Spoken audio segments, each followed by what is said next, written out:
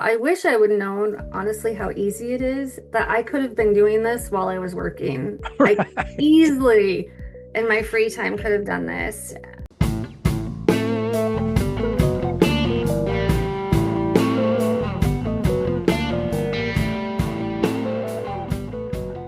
Today on Hustle 50, Krista Williams is an author, artist, actor, and self-described cool Aunt Krista who creates children's storybooks, coloring books, and journals, currently selling them at local markets and publishing them through Amazon KDP.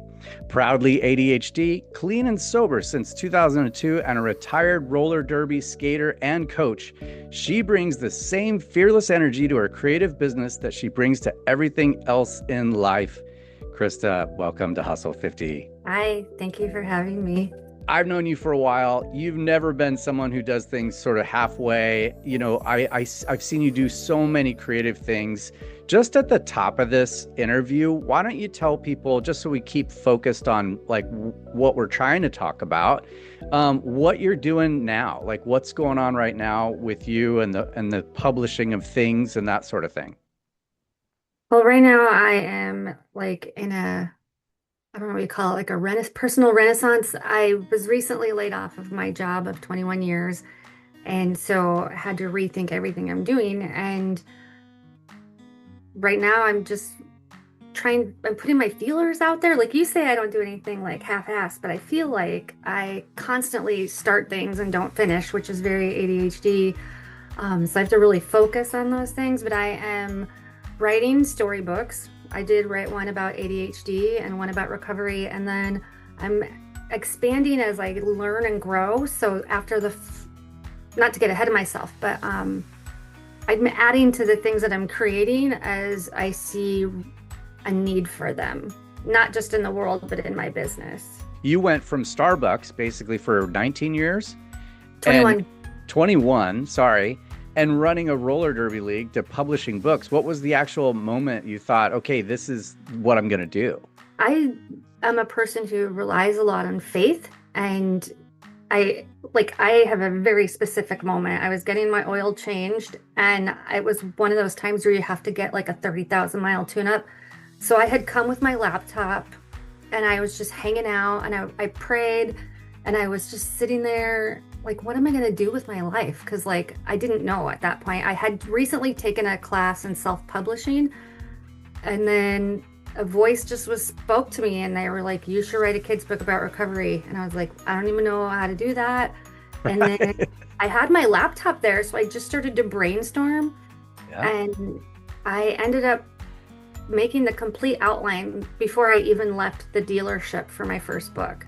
It came to me like in an instant. I know that's not the thing for most people, but that's how it happened for me. Yeah. Yeah. That's so interesting how things just come. So walk us through what you actually make. What does a Krista coloring book or journal look like, and who's it for? So this is one where this is my original artwork, and this is just a blank journal. And Yeah. this was one of the first things I created. I took a class in online KDP, Amazon publishing, and they were just like, publish anything, publish a blank journal. Right. So that's what I did there. This is Betty Has ADHD. This is a children's book. And Wow. I learned how to use AI tools, and it's a full book just about a little girl who has ADHD and the tools that she uses. Yeah, that's awesome. The And then I artwork make looks amazing. coloring books. Yeah. So this coloring book was created because I knew I was going to do a farmer's market out in Plain, Right. where there's like everybody goes camping. Right. So I Right. knew my ADHD book wasn't going to sell very well. So I made a Right. little kid camping book. I Yeah. actually did sell 3 ADHD books though, which I was sort of surprised. Yeah. Then this one, big seller, it's called a plain coloring book. And this is all like locations in Plain, Washington. Oh, cool.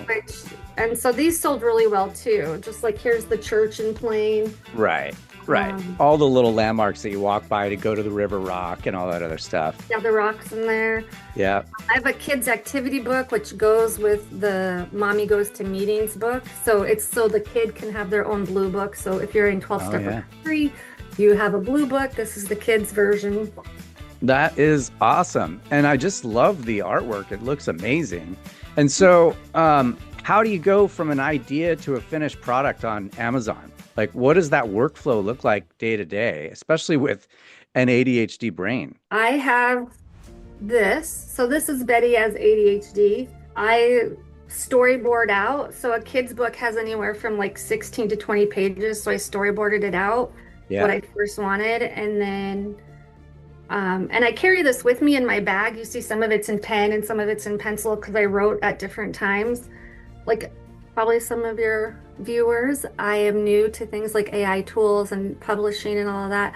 I did teach myself how to use AI to create images, Yeah. and I wrote out my story, and then I also used AI as an editor. So I didn't hire an editor. So I would go in and say, like, can you find if I had duplicate sentences, or do I have spelling errors? Did I refer to my character as a boy when it should have been a girl? And that actually, in my second book, I referred to a counselor as a he, and then a she, and the AI caught that as an edit.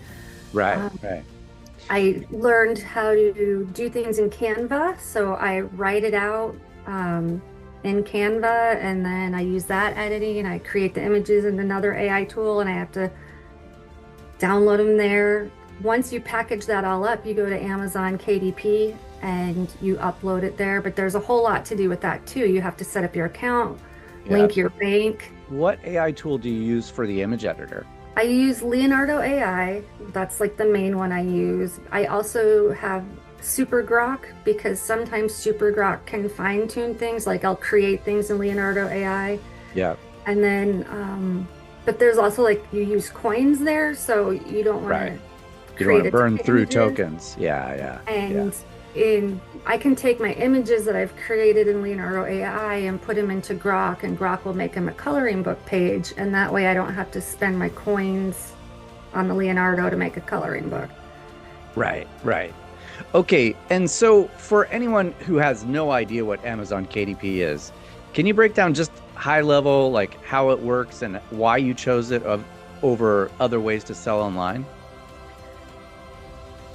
Yes. So Amazon K, and I honestly don't even know it's what KDP means.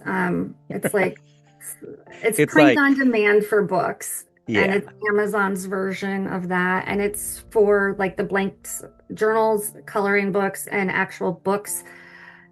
You upload that to their tool, and then it goes to Amazon so people can buy it straight from Amazon. Most books on Amazon are KDP, which are print on demand.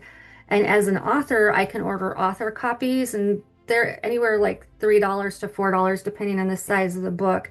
And then that way, so when I do the markets, I order the author copies ahead of time. They take about 2 or 3 weeks, and then you make more of a profit when you sell them at the events. There's a whole lot into there too. Like there's this thing called the ASIN number that every book has to have. Right. Right. Amazon can assign it for you, or you can buy them. Yeah. There's a website where you go to buy them. So my actual books, I did not use the Amazon ASIN because then I can't sell them on other platforms. One of Right. the major platforms is called Ingram Spark, and that's where like Barnes and Noble and like schools and libraries usually buy from. So Yeah. right now I'm limited. I'm not in any Barnes and Nobles or anything until I upload to that Ingram Spark, which has its own pitfalls there too, where Right. it's a different process to upload, and then you sign a contract that says if Barnes and Nobles buys your books and they can't sell them, then you have to buy them back. And Right. Right. I'm sort of afraid of that, so I have not done that yet. And Yeah. I Yeah. started this all just like not even 6 months ago. I went from zero to where I'm at in 6 months, less Yeah. than 6 months. So it's pretty accelerated what I'm learning. That's one of the main reasons I wanted to interview you is because all of a sudden you just had these coloring books and you just had these journals. And I was like, what? You just did this? And I always get really excited when people are taking action and doing something. So I was like, oh, we gotta interview Krista. What's something that surprised you that you wish you had known prior to getting started? I wish I would have known, honestly, how easy it is, that I could have been doing this while I was working. I Right. easily, in my free time, could have done this. The Yeah. other thing is, it is very much marketing. people pay for Amazon marketing, which puts their product in the top search. So even if you go to Amazon and you search with my name and a book title, I won't be the first thing to come up. And I called something a plain coloring book. If you search Right. a plain coloring book, a million things come up. So Right. I'm still learning the marketing part of Amazon. I have yet to pay for ads, but I think that's something in the future I'll be doing. Yeah, cool. That's great. I love that answer because a lot of times it's, I wish I had gotten started sooner. I Mhm. wish I had known how easy it was. I wish I had taken action sooner. It's just a common thread.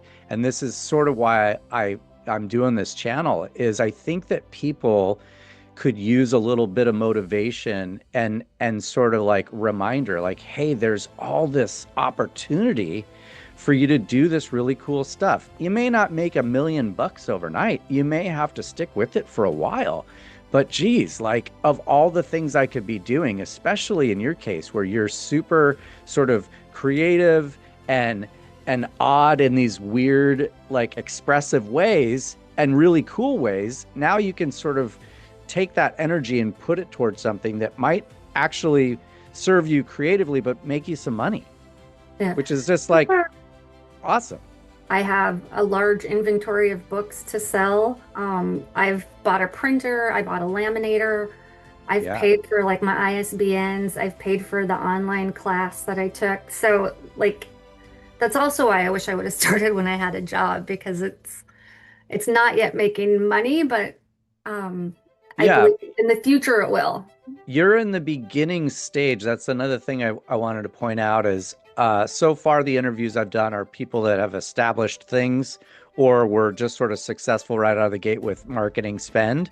Um, in your case, you're just getting started. So, you're in the investment stage. There is, I think, with every side hustle or every new thing that you do, there is going to be a time, money, effort, investment that happens. And that's just par for the course. It'll be really cool to check back in like a year and do another follow-up interview and see where you're at. But Yeah. right now, I think, every new venture will require some sort of investment. Yeah, Um, and that's why I wish I would have started it when I still had a job. I feel like a lot of people want to do a side hustle, and I had always thought about a side hustle, and getting laid off just made it a hustle. It's no right. longer a side Now hustle. it's real. Now you're Now it's real. invested. Yeah. Okay, so selling in the real world. You're out there setting up tables at markets and selling physical copies yourself. What is that experience actually like? Like what have you learned about people when they pick up your books?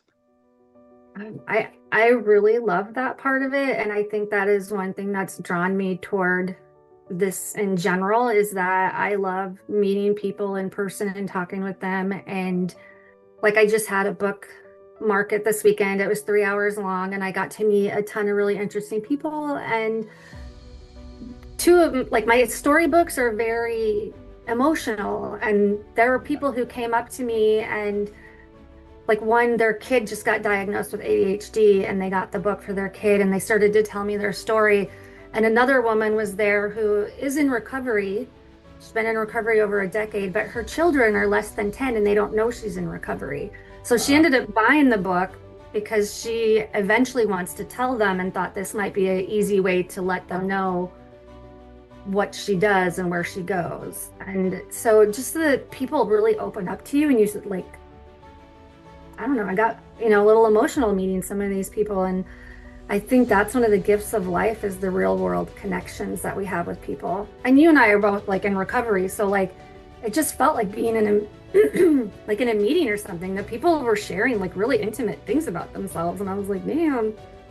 yeah, well, I think that, if you're publishing these children's books, and parents have somebody that struggles with these things, their impulse to check it out and also they probably feel seen, Yeah. and it's just what a cool thing to happen at, a stand at a fair or a market or whatever. And so, you're doing both. You're doing online through KDP and in person at markets. How do those two worlds feel different? Is one working better than the other? I mean, it sounds like obviously the personal experience you have with real people, walking up to the booth or the table. But is there anything else you wanted to touch on there? Is it more freeing sometimes to just work in a black box and just publish and do stuff online? Or do you really prefer, when you actually get to the market and I set up a prefer the table? market. I really do. I like the people. I will say, like my first market, I only made one sale, and it was this market where just they didn't advertise well and nobody came. So I took the time to go talk to all the other people with booths. Actually, after this call, I'm going to meet with one of the people who had a booth, and they're going to tell me better markets to go to. So I also used it as a networking opportunity.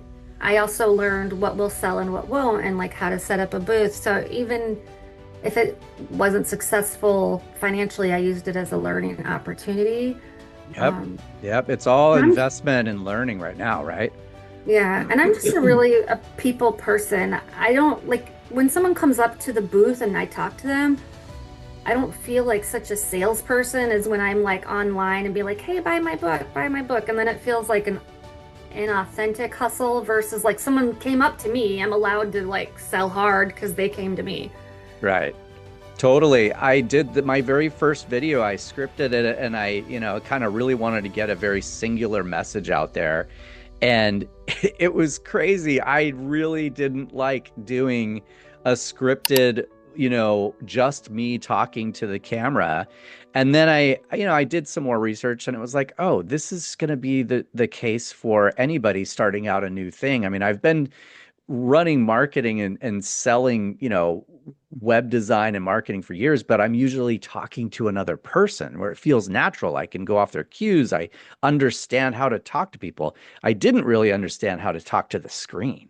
And Yeah. so it's like, oh, okay, so here I am. I'm 52 and I'm learning again, lifting up the hood in terms of who the person is behind the work. Your content on YouTube is built around ADHD body doubling and making structure that actually works. How much of what you've built for yourself there has carried into like running a creative business? Wow. Well, I am a very scatterbrain kind of person, and I was really good at my corporate job because people were telling me what to do, and I'm really good at following instructions. So my YouTube channel, even if nobody ever watches it, is fine because I mean, not fine, but fine because I plan my day. I brain dump the things I'm going to do. I put things in order. I find out what I have to do that day. And it's just this whole format. And then I give myself stickers when I do a good job. And I also, the body doubling, I'll go clean a room and I talk to a camera the whole time I'm cleaning. And I actually get so much more done. And I started that because I would watch other people's videos while I cleaned. And I was like, well, why don't I make my own videos while I'm cleaning? Because that might help somebody else. Can you just explain a little bit more like what body doubling is and and maybe the value it has, like why people do it? Yeah, people with ADHD is like, I will lose focus mid-sentence. I can lose focus. Like, I'll go pick this up and walk to the sink. And before I even get to the sink, there will be something else. And then I'll stop and do something else. And then pretty soon I won't be able to find my cup and I'll be in the garage and be like, what am I doing? So, like, body doubling is when in real life, you would just have somebody come hang out with you while you clean. They're not Okay. cleaning for you. They're just kind of like, hey, how's your day going? What are you doing? And when you get off task, they're like, what are you doing? So body Uh, doubling with a video is just sort of the same thing, but the camera is the other person. Or when I'm watching a video and they're cleaning, I just kind of keep going because they're cleaning. so it's like a way to stay focused. It's like a brain trick. Yes. You know what's funny? This reminds me. So I have never been diagnosed with ADHD. However, I used to wait tables before I ever got into tech. My whole sort of upbringing was restaurants. So I went from washing dishes when I was 14 and bussing tables to managing restaurants by the time I was, in my mid 20s. And I remember sort of halfway through there before I started managing, but when I was a really good waiter, I could take a 10 table section without writing a single thing down. And Wow. just for like reference, what that means is if you've got two people at one table, not 10, but just one. And they sit down. They could order a number, probably up to about 30 different things. So a Coke, very little ice with a lime in it, no straw. Caesar salad with the dressing on the side and the parma on the side. Extra anchovies. All right, there's like 7 or 8 things before we've even gotten into the entree or any Yeah. of their drink or what, whatever.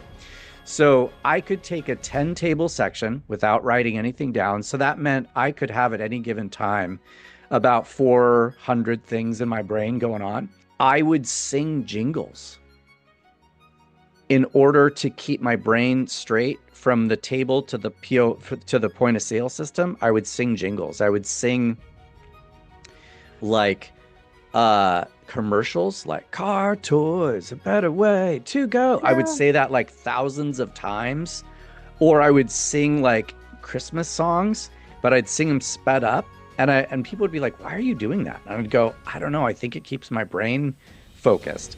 Sounds like But maybe you might be a little more autistic than, right. Totally. but something on some spectrum. Yeah, I some was a weird waitress thing. for a really long time, and I would draw a diagram of the table. So people would write orders like this. I would draw a map of the table, and then when people would move seats, it would totally fuck me up because like I had a map. Yeah, yeah, yeah. I couldn't Okay. take an order and get from like the table to the point of sale without forgetting everything. I had to write everything down. I'm sure managers just loved you when you first started out. That's amazing. Okay, so just switching gears a little bit, you're open about being clean and sober, and so am I. You've been sober since 2002, over 23 years. How Yep. much has that shaped the way you approach building something new? Um, Take what you want and leave the rest. It Right. really, Yeah. I've been sober so long, it's just part of who I am. It's like I'm an American, I'm a girl, I'm married, I'm sober. Like I can't separate myself from that anymore. And I on my channel I talk about recovery a lot as well. Um, a lot of women in recovery get diagnosed late with ADHD, fun fact, and a lot of it I think is self-masking in the beginning and self-medicating where I got kept getting diagnosed with anxiety and depression when I was in my 20s, and I would drink because I didn't know, like, whatever. And I think a lot of that, instead of anxiety, I just think I was living in a normal world with an ADHD brain. Yeah. Yeah. That's not why I'm an alcoholic, Yeah. whatever, but I think I it get it. contributed. I get it, but I really like that we're talking about ADHD, because I think a lot of people go unnoticed and struggle with some really gnarly stuff that affects their lives at their homes that we don't see when we're out eating with them or just checking in public or at the party or doing the thing that we all do. Like people struggle with these really gnarly symptoms and or um, ways that these struggles affect us and or family members and or the workplace, just all these things that uh, I think either is not forgotten but kind of poo-pooed because so many people have turned the term ADHD into a business of like talking about medication or talking about how my kid's behavior is versus no, no, no. There's more to this. Like, this is a real thing that we can have a conversation about that doesn't need to be about it being bad or shameful. There's things that we can talk about that are helpful. And I just love that you're literally openly talking about not only the struggles you have, but the solutions that you've come up with that then also might get seen by somebody else that hasn't even like figured out how to start talking about their struggles, and they see your content and they're like, oh my gosh, who's this weird crazy Aunt Krista with ADHD? And I just think it's really inspiring, and that's one of the reasons I wanted to have you on. I think it's really cool. Thank you. There's a lot more to ADHD than just like losing your keys. There's like the rejection sensitivity syndrome where someone can say one thing and my brain hears something completely different. There's even like spatial awareness where like I constantly run into things because my brain is going straight around a curve. I'm Yeah. a late diagnosed ADHD also just a few years ago, and it's very common for women in menopause to get diagnosed with ADHD because they've had it for a long time, but they've Right. put all these systems and masks and tools in place. Like I've made star charts and to-do lists and notebooks my whole life. I didn't really know why, but I always had those as these tools that I use.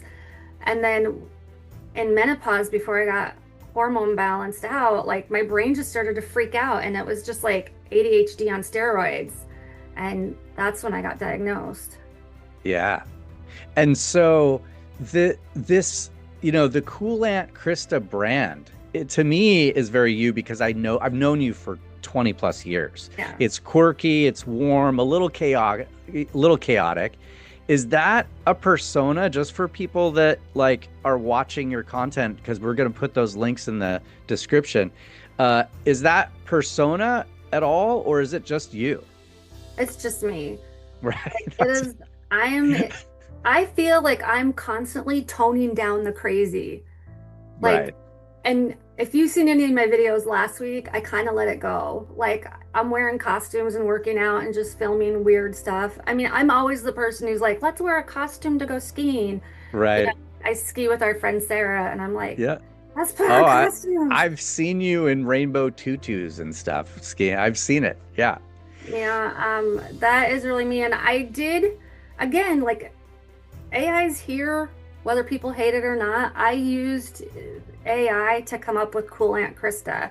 So I put all these things in that were true about me because when you have a YouTube channel or any social media presence, you kind of have to brand yourself.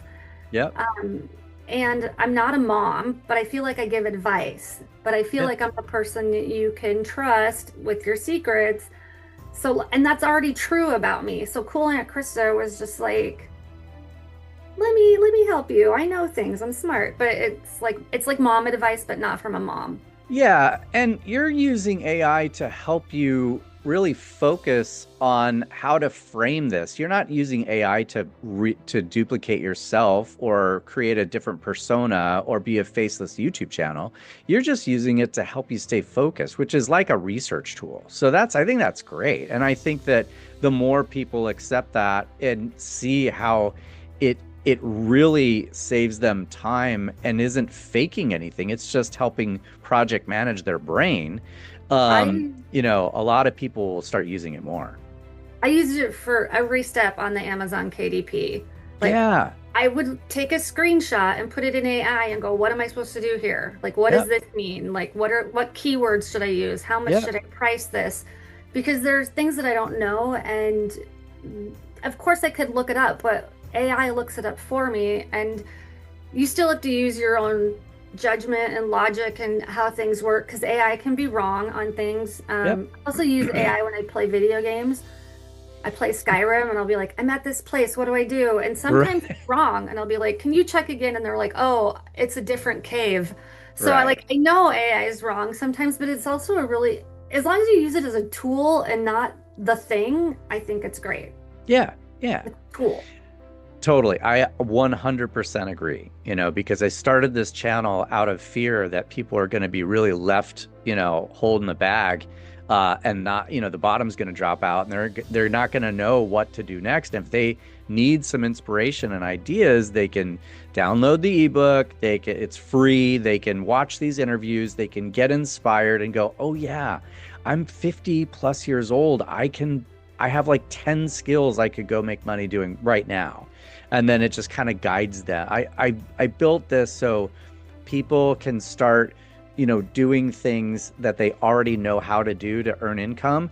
And part of that is going to be talking about how to use AI to save you time or just be focused. If you went out and researched how to post or publish your first book on Amazon KDP via Google or a search engine and had to read through all of that and then decipher or discern which result was correct and then test that out, that could be a day or two versus using AI can walk you through it in 30 minutes.